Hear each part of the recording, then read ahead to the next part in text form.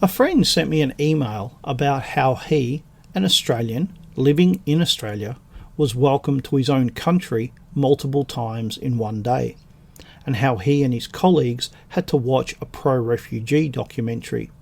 Nowhere can we escape the politicalisation of our lives. On the internet, I keep hearing people complain that the West is lost, that Britain is lost, that Sweden is lost, that insert random country here is lost. It's not enough to simply complain, you also have to fight. And far too many people complain when that breath should be used for fighting. Here are some ideas that normal people can use to fight back. Jobs. I've already talked about helping our own. If you have the power to hire someone, then hire one of your own.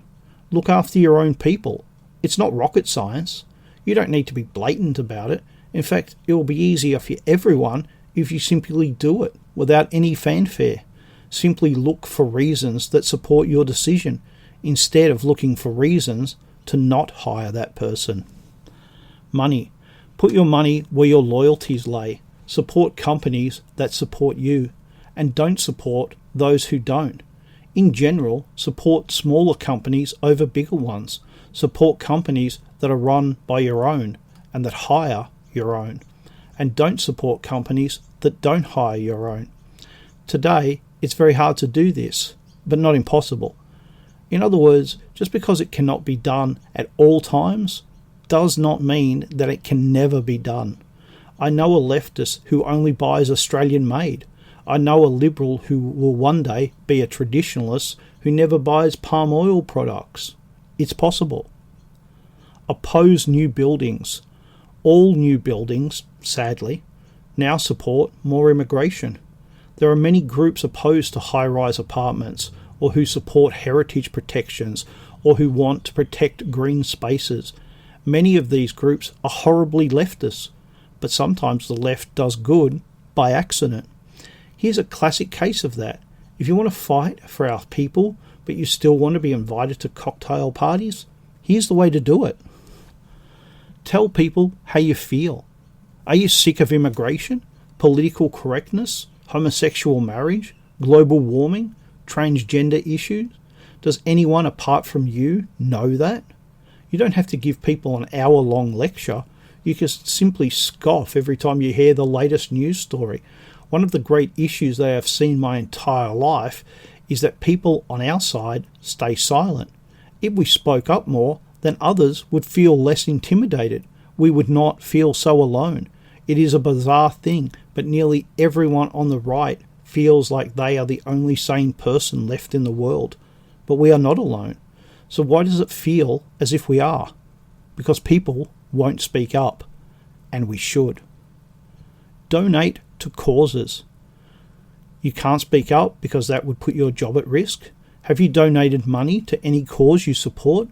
I would encourage everyone on our side to donate money to people, organisations or causes that are on our side.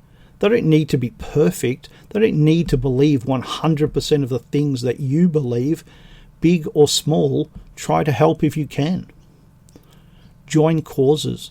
Don't just sit at home lamenting the fall of the West. Do something to stop it. Join cultural groups that keep Western traditions. Join local issue groups. Join the Melbourne Traditionalists if you're in Melbourne, or some other such group. But don't sit home. Get out there and join causes. Create your own group. Myself and Mark Richardson created the Melbourne Traditionalists, just 2 men. That's all it takes. If you want to set up your own group, there's a link in the description box below. Write letters. Write letters to the editor. Newspapers still print them. Write to politicians. Write to government departments. Write to companies. Write to organisations. Write to government bodies. Let them know that there is opposition to what they want. It doesn't have to be big. Even a half-page letter is good. I haven't done everything on this list, but I've done quite a few. My point is that complaining is only good up to a point. Defeatism is never welcome. If you have breath left to complain, then you need to be doing some more. Of course, protect your job. Of course, protect your reputation. Of course, be sensible. But don't leave the fight to others. Do some fighting of your own. This list is not exhaustive by any means, and if you have any further ideas, please put them below. Don't give up hope. Fight back.